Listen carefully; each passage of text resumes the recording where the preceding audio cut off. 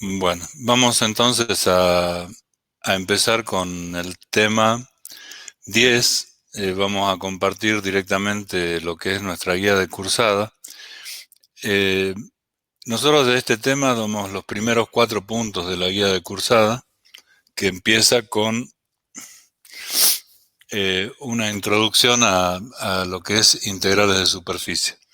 Para ponernos en contexto, lo que nosotros vimos en el tema 9 se llama o se llamaba integrales de línea, en donde una función escalar o una función vectorial de varias variables se integraba a lo largo de una curva.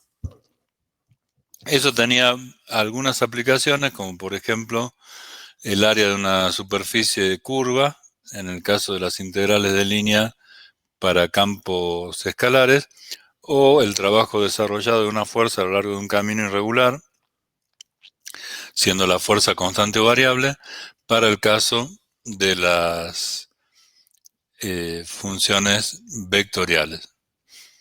¿Eso se entendió? O sea, esa parte se entiende, chicos, ¿no es cierto?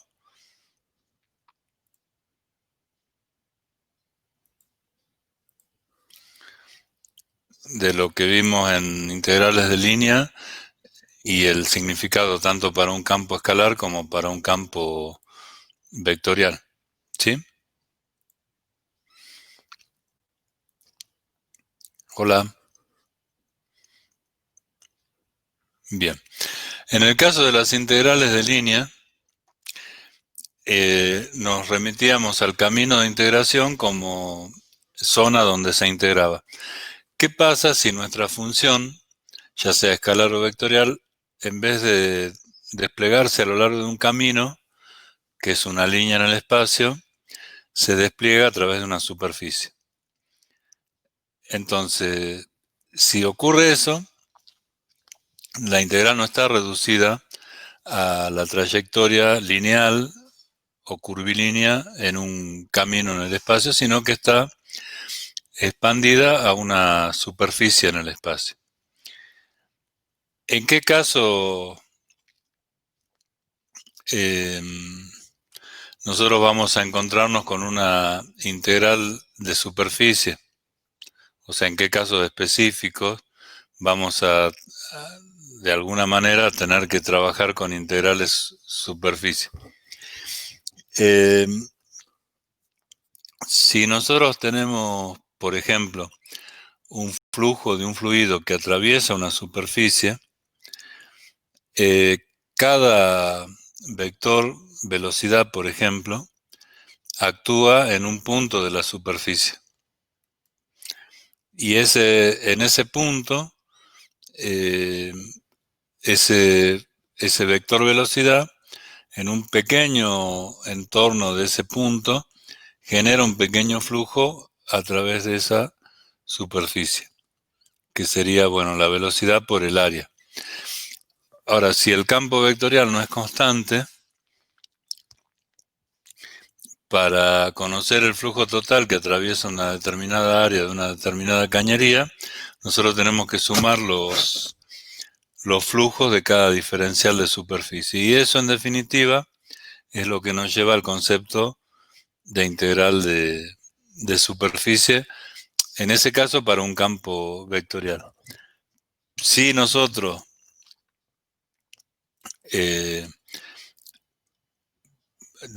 vamos a lo que es un campo escalar, las integrales de superficie nos permiten, entre otras cosas, por ejemplo, calcular el área de una superficie en el espacio integrando solamente el diferencial de área, como si fuera en las integrales simples la integral del diferencial de x.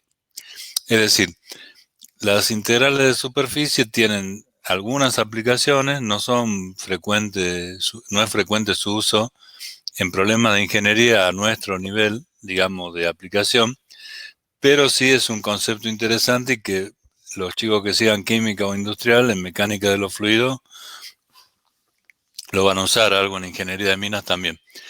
En informática nada, pero si les toca trabajar con con interpretación digital de imágenes o análisis de imágenes en informática, todo lo que ustedes ven en la superficie es integrado, digamos, tiene resultados aplicables. Y esas son digamos, lo que hoy les puedo comentar de qué potencial tiene el hecho de analizar las integrales de superficie. Sí tenemos que tener en cuenta que para ir a integral de superficie nosotros hacemos una extensión conceptual del concepto de integral de línea. O sea, integral de línea, que es lo que vimos en las últimas clases, lo llevamos a integral de superficie tratando de ampliar nuestro concepto de una línea en el espacio a una superficie en el espacio. La función está en algún lugar, digamos, puede ser una función de 2 o 3 variables, que tal vez no la podamos imaginar representada gráficamente. Pero esa función extendida a toda la superficie genera una magnitud, una propiedad, que puede ser escalar o vectorial. A ver hasta ahí cómo vamos, si no nos perdimos.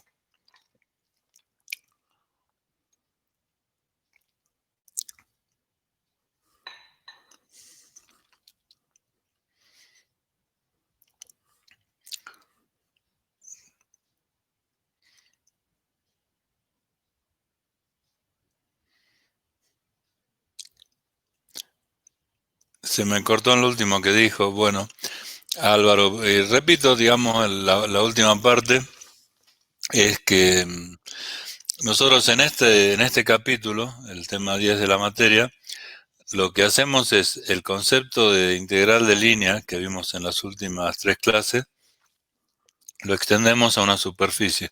Tenemos que tratar de imaginar que ahora el camino de integración se convirtió en una superficie de integración. Y la superficie de integración también está en el espacio en términos generales. Podría ser un caso particular que la superficie de integración esté en uno de los planos, por ejemplo el XY, lo cual sería, bueno, muy favorable para su representación y resolución. Pero en general es como eso, como si el camino estuviera en el eje X. Sería un caso muy simple. Pero en general, las superficies van a estar en el espacio. Y lo que decía, no sé si esa parte la escucharon todos, es que así como las integrales de línea tienen algunas aplicaciones, ya sea en áreas de superficie para campos escalares o en trabajo realizado por una fuerza para campos vectoriales, las integrales de superficie, sobre todo en el tema de mecánica de los fluidos, tiene muchas aplicaciones. Lo que pasa es que es un tema que no da como para desarrollarlo completo en un curso de análisis 2 de segundo año de ingeniería. Pero sí deberían al menos haber escuchado hablar de lo que es una integral de superficie y tener la idea general. A eso le preguntaba a ustedes si más o menos se entiende la idea de lo que vamos a hacer en este capítulo.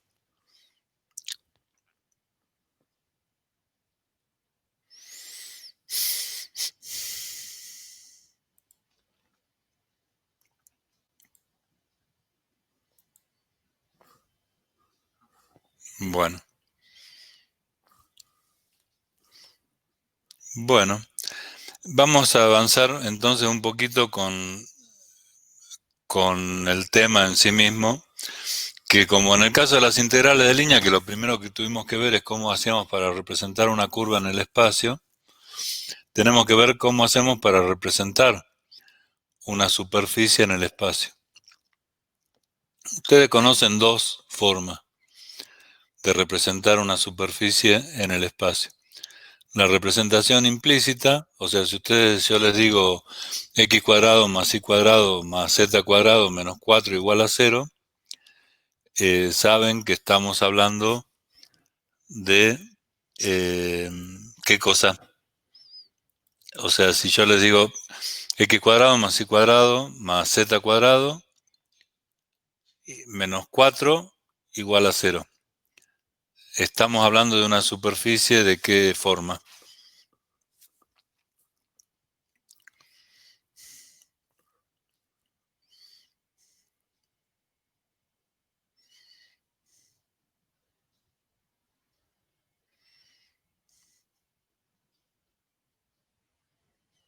esfera, esférica, sí, perfecto. Y esa es una manera de representar ahí de paso en el apunte está mal, ¿no? X y X dice la forma y es X y Z, ¿no? Otra corrección tenemos. Esa sería la representación implícita de una superficie, que sirve a la mayor parte de los efectos. Después está la representación explícita, que surge de despejar la variable z de la ecuación o de la forma implícita. Por ejemplo, en el caso anterior, para representar de manera explícita a la esfera de radio 2 y centro en el origen, podríamos poner que z es igual a la composición de dos funciones. Una, que sería la raíz cuadrada positiva de 4 menos x cuadrado menos y cuadrado, y otra que sería la raíz negativa de, o menos la raíz de 4 menos x cuadrado menos y cuadrado. ¿Están de acuerdo con ese concepto de representación explícita?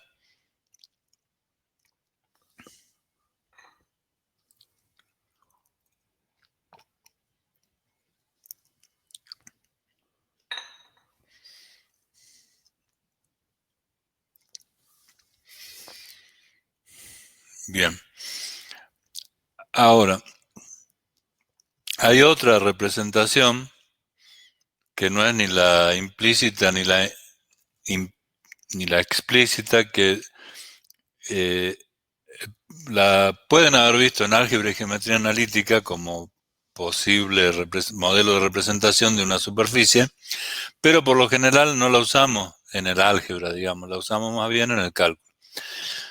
Y es la representación paramétrica de una superficie, que también se llama vectorial paramétrica. Es decir, buscar un vector que recorra toda la superficie desde el centro de coordenada. Es decir, cada punto de la superficie va a estar indicado por ese vector para algún valor de los parámetros que nosotros definamos. Acá tenemos que hacer, o es conveniente hacer la analogía con la representación paramétrica de una curva en el espacio. Cuando nosotros representamos una curva en el espacio, esa curva tenía un solo grado de libertad, o sea, te tenías que mover por el camino que indicaba la curva. Con un parámetro, que lo llamábamos t, era suficiente para describir esa curva. O sea, ese parámetro t nos permitía, en un intervalo determinado de números reales, A y B, describir la curva. Para otorgar 2 grados de libertad, teniendo en cuenta que ahora es una superficie y no una curva, o sea, son un montón de curvas, tenemos que al vector darle 2 grados de libertad, es decir, que se pueda mover en el sentido de una determinada curva y además en todos los sentidos posibles para abarcar a toda la superficie.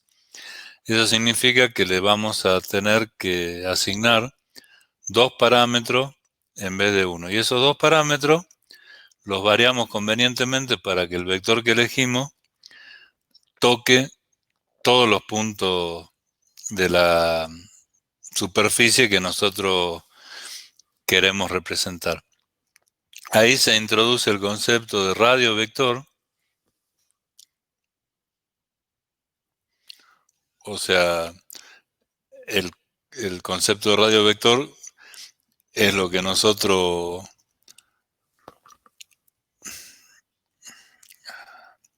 Esperen, chicos, que estoy viendo que en la pantalla no están viendo ustedes lo que estoy viendo yo, no sé qué pasó ahí. A ver, un segundito, por favor.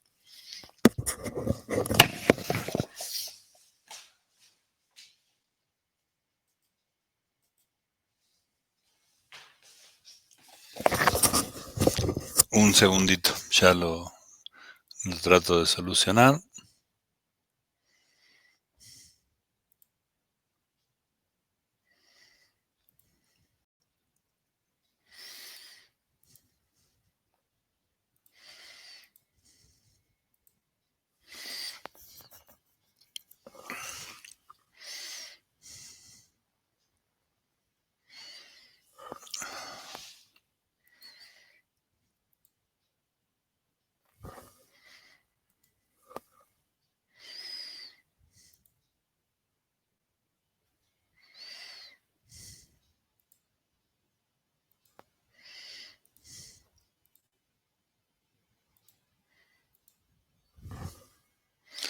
Bueno, ahora sí. Lo que les decía es que cuando vamos a la representación paramétrica o vectorial paramétrica, nosotros vamos a introducir el concepto de radio vector. El concepto de radio vector es el de un vector que une el origen a cualquier punto de esa superficie.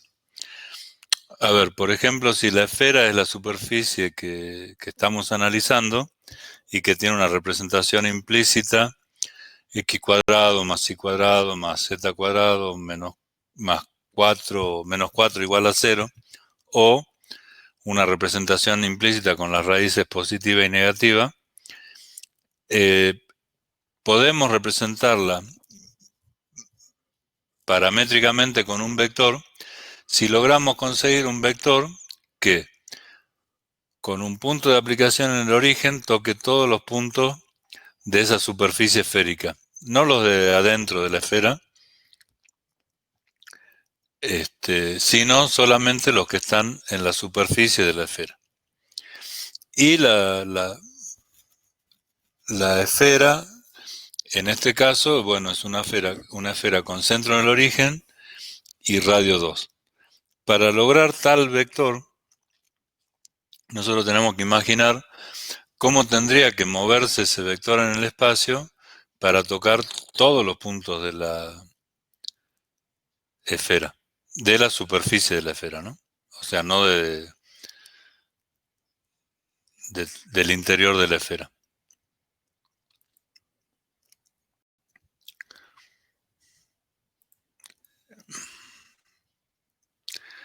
¿Entienden el concepto de eso? O sea,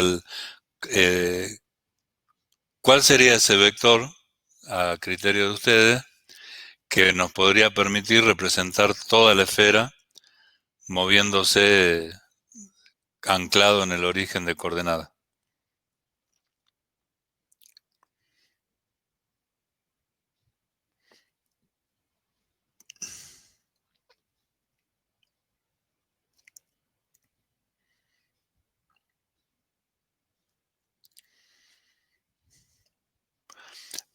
Vamos a hacer una pequeña analogía. Si ustedes con un vector tuvieran que describir una circunferencia de radio 2 y centro en el origen, que dé toda la vuelta, ¿no es cierto? ¿Cómo plantearían a ese vector? ¿Cuáles serían sus componentes? O, a ver, vamos por el principio. ¿Cuántas componentes tendría el vector necesario para representar una circunferencia de radio 2 con centro en el origen? ¿Cuántas componentes tendría?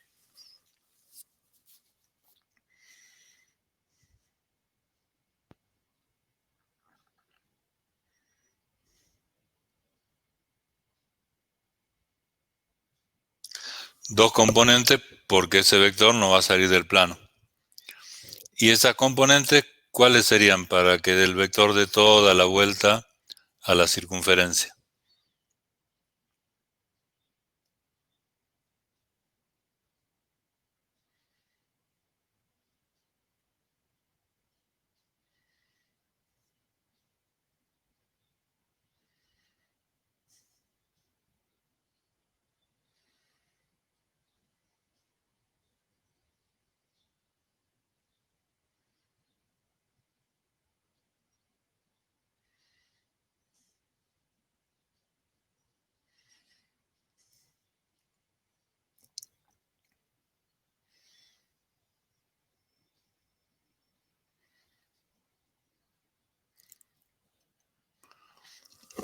Dos.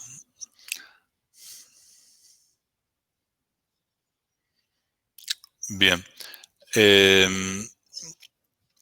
Ahí la fórmula está bien, digamos, planteada. Faltaría aclarar simplemente que la variable independiente del vector es t, como está bien puesto a la izquierda del signo igual. Entonces sería 2 coseno de t en i y el 2 por seno de t en J. Y eso nos permitiría, para un determinado intervalo de t, dar toda la vuelta a la circunferencia. Pero no nos vamos del plano XY, ¿no es cierto? O sea, estamos en un plano. Es una línea en el plano, lo que estamos describiendo con dos componentes. Ahora, si nosotros quisiéramos representar una esfera, la superficie de una esfera, nos falta una componente en el versor K, porque ahí lo que estamos mostrando con esa fórmula que propone Álvaro, con esa representación vectorial, es solamente el corte de la esfera con el plano XY. Para que ese recorrido de una circunferencia se transforme en un recorrido por una superficie esférica, tenemos que darle una tercera dimensión a ese vector. Y eso implica que además de t, vamos a necesitar otro parámetro que influya sobre el valor de la componente en k. Y de ahí surge, voy a tratar de compartir de vuelta la guía, chicos, de ahí surge la necesidad de encarar una fórmula en donde haya una componente en K. En este caso la llamamos Z mayúscula, pero se puede llamar de cualquier manera. Acá arbitrariamente se eligen en este texto los parámetros U y B, dejamos de lado T, en vez de poner T y U, por ejemplo, bueno, ponemos U y B directamente,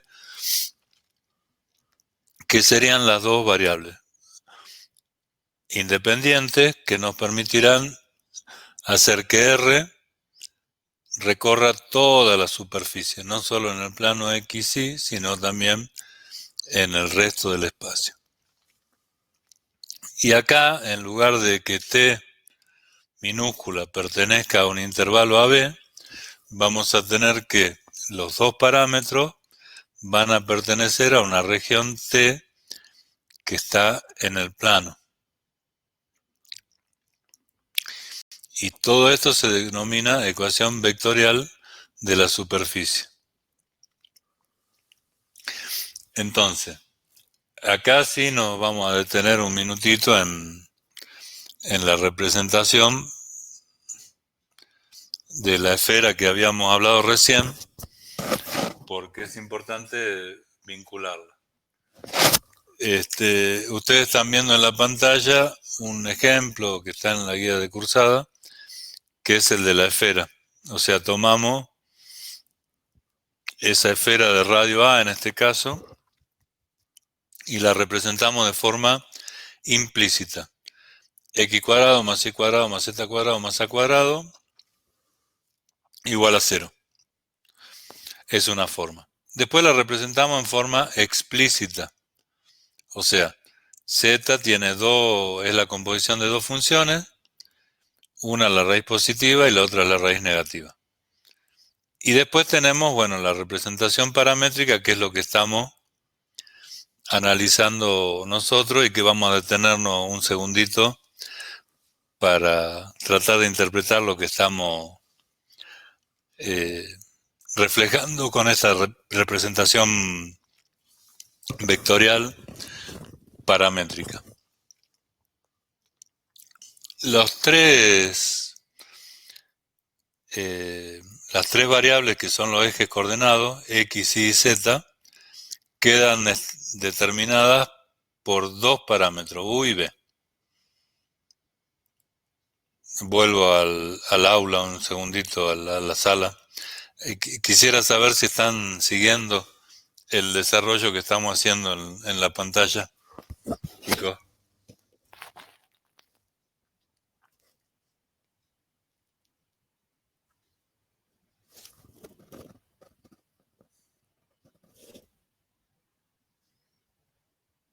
Van siguiendo más o menos las distintas tres representaciones que estamos explicando.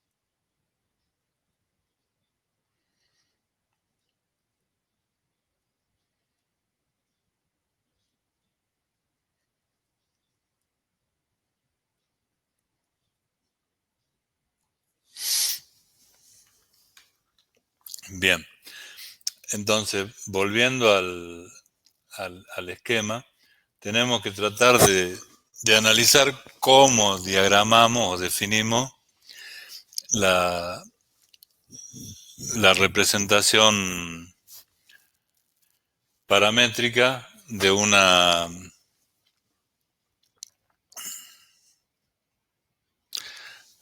esfera.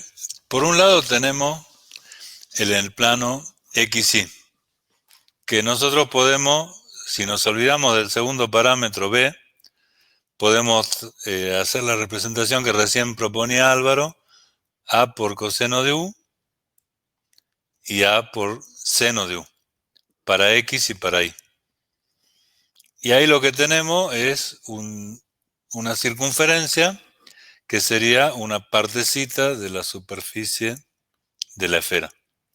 Ahora, si a esa circunferencia le damos volumen en Z, primero, en Z se va a desplegar una componente que va a estar en función del ángulo que forme ese vector con el plano XY, que lo llamaríamos B, y siendo U el otro ángulo, ¿no es cierto?, el que forma el vector con el eje X y con el eje Y si lo proyectásemos al plano XY. Y ese B interviene tanto para darle el valor a Z como para dar la posición en X y en Y. O sea, en cada punto de B vamos a estar en un lugar diferente de la superficie, tanto en X como en Y. Ahora, hay dos límites diferentes, uno para U, que es 0 y 2pi, y otro para B, que es entre menos pi sobre 2 y pi sobre 2. Si ustedes están viendo esos límites y tienen acceso al chat, ¿por qué les parece que esos límites están así expresados y están bien?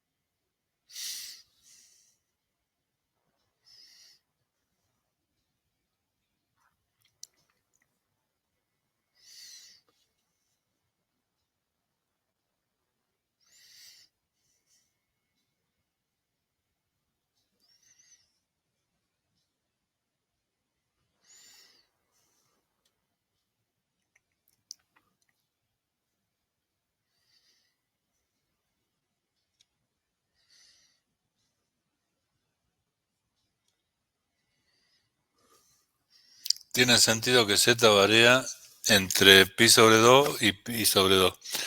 A ver, ¿por qué tendría sentido, Alejo, eso que z varíe entre menos pi sobre 2 y pi sobre 2 y no, por ejemplo, entre 0 y 2pi como el caso de U, por ejemplo?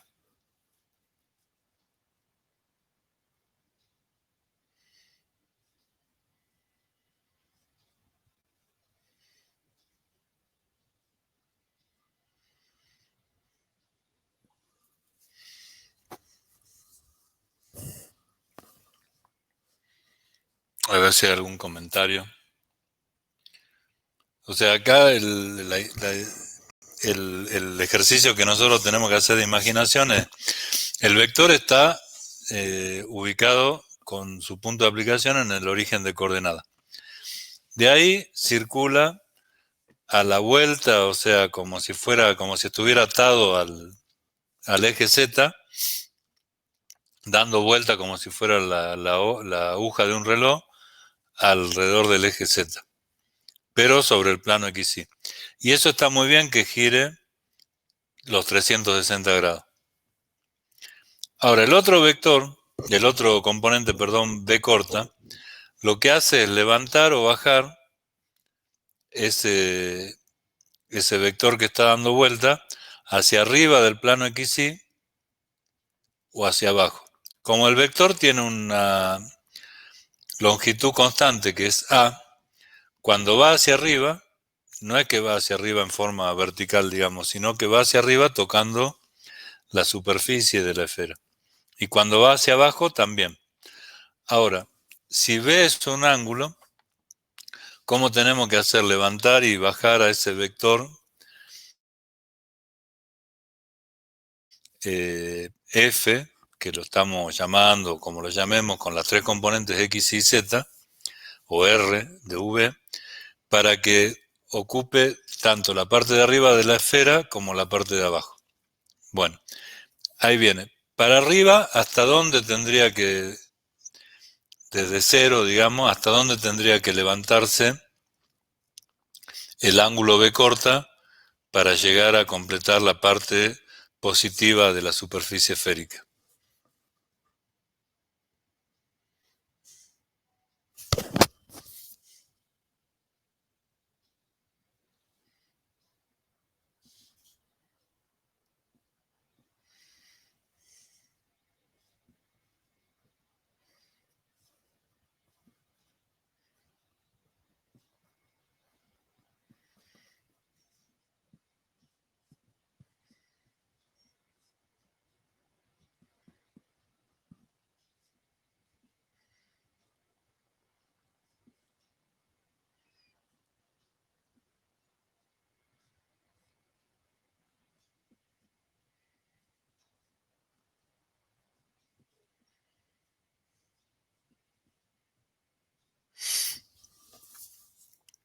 Hasta pi sobre 2 para arriba. Entonces, ahí cuando llegamos a los 90 grados, nosotros ya hemos recorrido toda la parte de la superficie esférica que está por encima del plano XY. Y hacia abajo, con el mismo criterio que dice Adrián, con que vayamos hasta menos 90 grados, estaríamos también recorriendo el resto de la esfera. Por eso, bueno, si fuese de 0 a pi, ahí tendríamos un problema, porque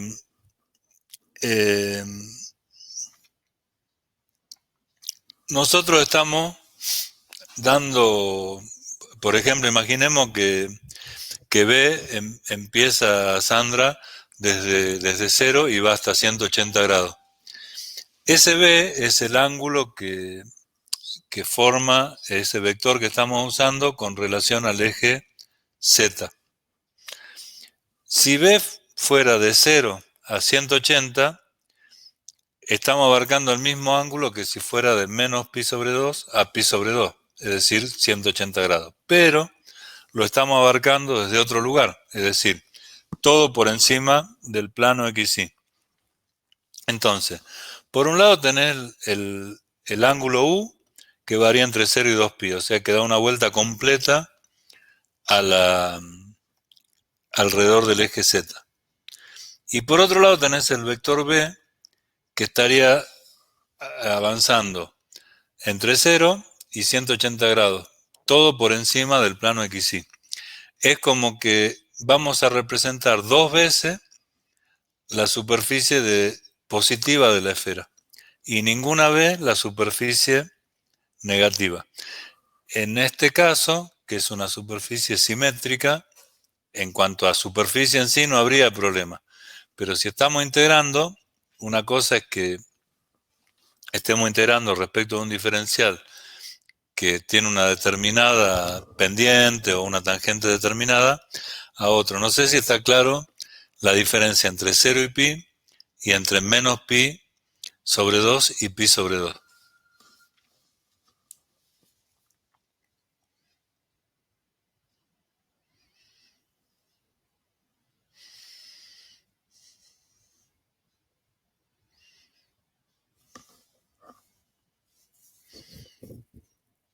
Bien, bueno, entonces, ahora vuelva, pero si se toma menos pi sobre 2, ¿no se estaría tomando también la mitad de la esfera? A ver, eh, imaginemos, Álvaro, vos me imagino que te referís a la mitad, a la que queda a la derecha del plano ZX, pero no porque el que manda alrededor de Z es el ángulo U, y ese va entre 0 y 2pi. O sea que forzosamente te lleva el vector a dar toda la vuelta alrededor del eje Z. Lo que hace el ángulo B es recorrer por encima del eje del plano XY y por debajo del plano XY. A ver, Álvaro, si estamos o no. Ah, creo que ya. No sé, no es sencillo interpretarlo, pero para redondear este tema. B es el ángulo que uno mide con relación al eje Z. Cuando está apoyado en el eje Z, para nosotros vale menos pi sobre 2. Cuando está apoyado en el eje X o Y, ponele, para nosotros mide 0. Y cuando está apoyado en el eje negativo de la Z, mide pi sobre 2. Entonces hacemos todo el recorrido. En cambio, el ángulo U, el 0 es, pongámosle, cuando está incluido en el eje X. Da toda la vuelta, atraviesa el eje Y, vuelve por atrás del eje menos X, por el del menos Y también, y vuelve al eje X. Toda esa vuelta la da simultáneamente en el mismo tiempo que V corta va desde arriba hacia abajo. Entonces, las dos vueltas juntas, un movimiento, digamos, horizontal y otro vertical, hacen que vos puedas recorrer una sola vez toda la superficie esférica. En cambio, si vas solamente para arriba y das toda la vuelta alrededor del eje Z, es como que estarías recorriendo dos veces el mismo lugar, pero solamente de la parte de arriba de la esfera.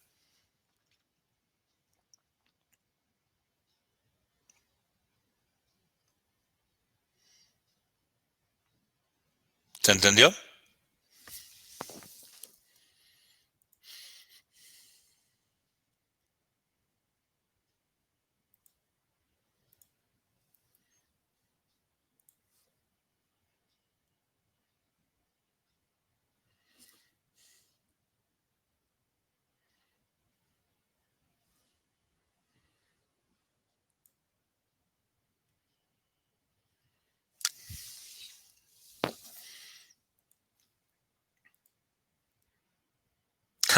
Falta masticarlo un poco. Sí, en realidad esto, como yo le digo, es un tema que no es para que eh, nos pongamos a estudiarlo con toda la...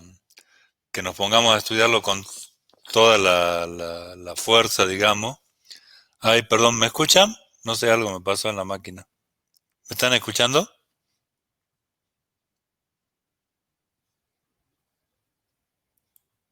Sí, bueno. No sé, se prendió una luz acá en el parlante. Bueno, este es un tema que no es necesario que se pongan ahora a una semana y 2 días del parcial a masticarlo, pero sí, por lo menos la punta del ovillo, verla en este momento. A mí se me corta internet de cada momento, dice el Alejo, y sí. Ah, bien. Eh, bueno, ojalá la internet funcione mejor, digamos, pero es lo que hay.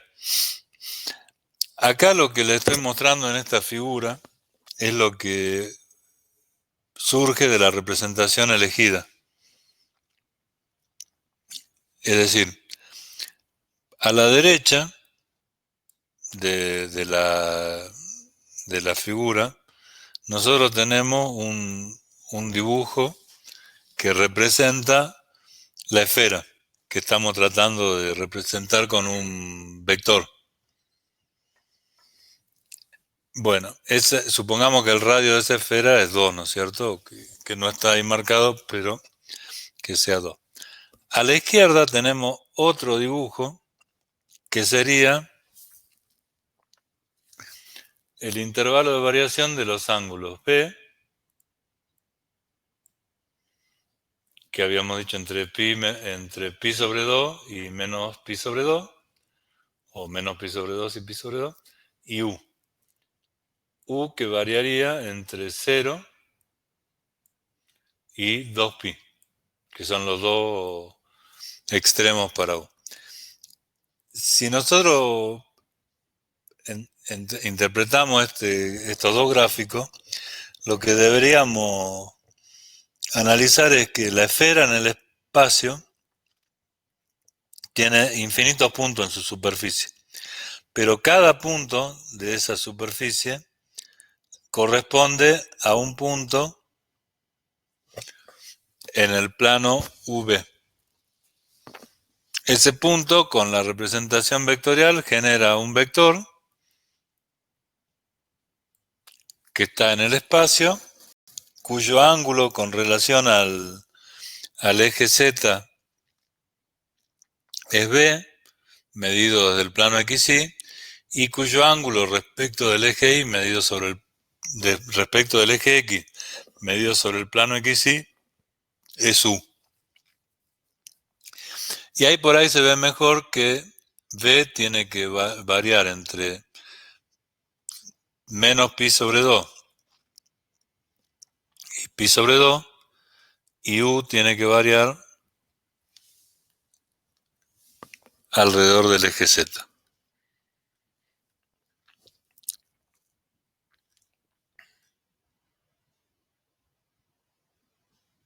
Bueno, hasta ahí se entendió lo